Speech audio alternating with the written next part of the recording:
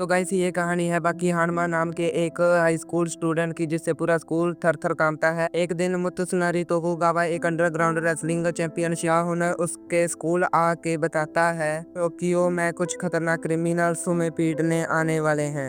अभी कुछ दिन पहले ही दुनिया का सबसे खतरनाक प्रिंजर्स डोरियन एक डेथ ट्रायल पर चुपचाप फांसी चढ़कर मर गया, पर एक डॉक्टर उसकी मौत होम करने जैसे ही उसके पास आया वो जिंदा हो गया और उसने सभी पुलिस ऑफिसर को मार दिया। उन्हें जाने से पहले वहाँ लिखा, मैं टोक्यो आ रहा हूँ, हार का स्वाद चख। प्रवेश समुद्र के रास्ते से उस प्रिजन से एस्केप कर गया। यही नहीं, अभी तो 4 और बाकी हैं। स्कॉटलैंड के कोरियस प्रिजन में सेंटोइल नाम के एक प्रिजनर को पनिशमेंट के तौर पर शाक थेरेपी दी गई थी, पर वो आदमी उस डेथ ट्रायल को भी सरवाइव कर गया। अभी पुलिस ऑफिसर को खत्म करके श्रेयाम एक मिलिट्री प्लेन में उड़कर हमारे टोक्यो की तरफ निकल पड़ा है। पुलिस को पता चला है कि वह 100 मीटर की प्रिजनर वाल चढ़कर वहां से भागा है, क्योंकि किसी आम इंसान के लिए इम्पॉसिबल है। और तो और उसने गारलैंड रशिया के बेस्ट रेसलर को भी मार दिया। ये तो दूसरा ही था, अभी इनके अलावा 3 और हैं।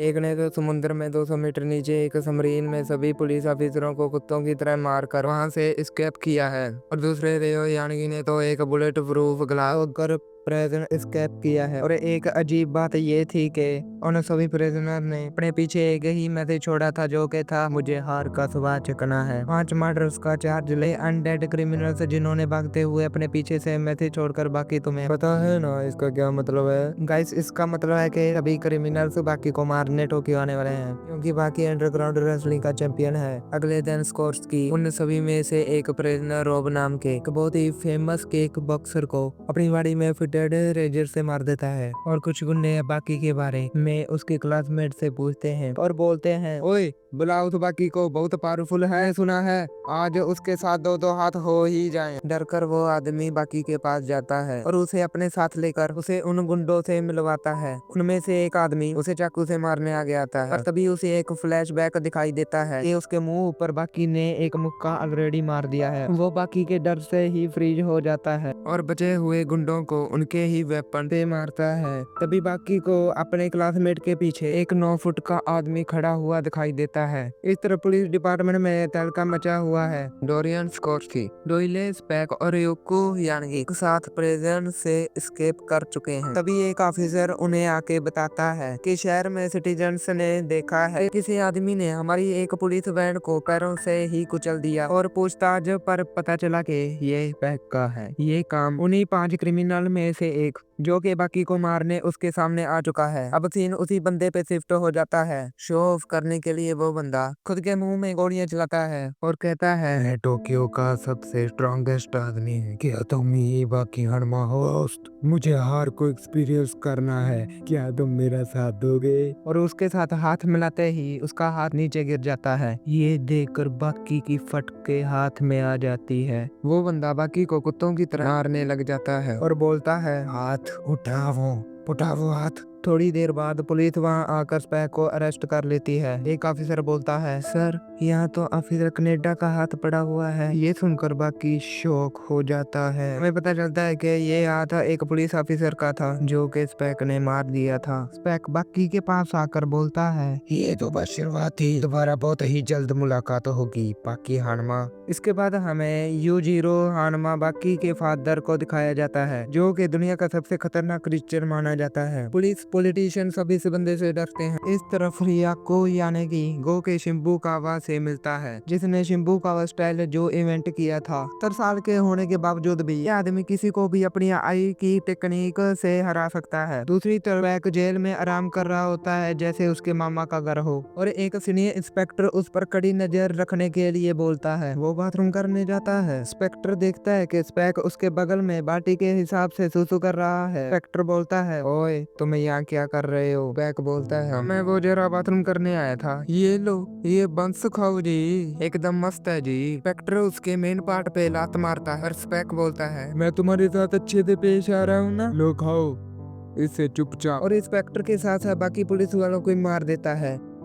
अब हमें कात्सुई रुचि शेन का एक कराटे स्टाइल के फाउंडर को दिखाया जाता है। इसका शॉर्ट नेम लिथिन वेपन और उसके फादर का नाम है डोपी ओरुचि, और ये है Kaioh Retsu, Chinese camp of fighting style का जीनियस, जिसने एक बार मैक्सिमम टूर्नामेंट में बाकी को लगभग हरा दिया था। वो अपने स्टूडेंट्स को लेक्चर दे रहा होता है कि तभी डोरियन वहां आकर उससे बोलता है, एक्सक्यूज मी, मास्टर डोपो अरुचि से मिलना है। अब शिनशिन कोई एकेडमी के अंदर डोरियन मास्टर डोपो और उची से मिलने पहुंच चुका है। कात्सुमी से उसे उनसे मिलवाने के लिए बोलता है, पर कात्सुमी पहले उसे अपने जूते उतारने के लिए बोलता है। डोरियन अपने जूते उतारता है और कात्सुमी के एक जोरदार लात मार देता है। वो उसकी आंखें नोच लेता है और उसे जान से मारने की कोशिश करता है। कात्सुमी उसके एक जोरदार किक मारता है, पर डोरियन उसके गले में एक लकड़ी का टुकड़ा फेंक कर मारता है। उसे कहता है, तुम में काफी दम है, लगता है अब तो मुझे मास्टर डोपो से मिलना ही पड़ेगा। और डोरियन वहां से जाने लगता है। तभी काइरेत्सु वहां पर आ जाता है और उसे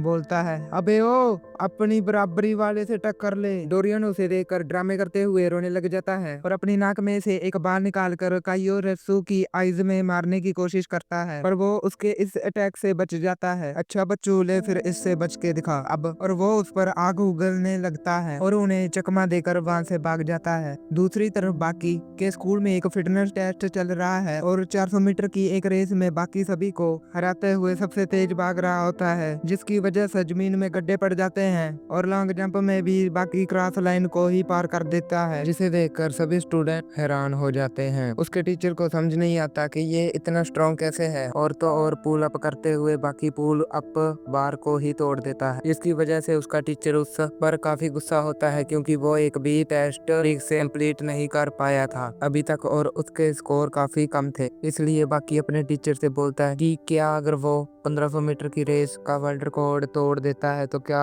उसे पास कर देंगे। उसका टीचर उसे बोलता है, 1500 मीटर 3 मिनट 26 सेकंड का रिकॉर्ड है, तुम कैसे तोड़ पाओगे। पर बाकी बोलता है, सर मुझ पर भरोसा रखिए, मैं ये कर लूंगा। बाकी अपने कपड़े उतार देता है और रेस के लिए रेडी हो जाता है। रेस शुरू हो जाती है। बाकी शुरुआत में ही रेस में सबसे आगे निकल जाता है, पर तभी उसे मसल क्रैम्प्स आ जाते हैं, जिसकी वजह से एंड में वो लास्ट पोजीशन पर आता है। पर बाकी का टैलेंट देखकर वो टीचर उसे पास कर देता है। इस तरह मिशनरी कांजी ई गारी से मिलता है, जिसने मैक्सिमम टूर्नामेंट में बाकी को लगभग हरा दिया था, और तभी स्कोर्सी वहां पर आकर उस पर हमला कर देता है और उसे एक एम्बुलेंस लेकर जाती है और मिशनरी स्कोर्सी को अपने साथ लेकर वहां से निकल पड़ता है। इस तरह पुलिस स्टेशन में स्पैक ने I will be back soon का एक पर्चा लगाया होता है अपने सेल के बाहर, और मिशनरी और स्कोर्सी एक जगह पर आकर वो देखते हैं कि वो सारे क्रिमिनल्स एक साथ वहां पर आ चुके हैं। मिशनरी उनका स्वागत करता है और बताता है कि मैं इस स्टेडियम का मालिक हूँ, और अब ये बताओ कि तुम सब यहाँ पे क्यों आए हो। डोरियन बताता है, ये कैसा सवाल है,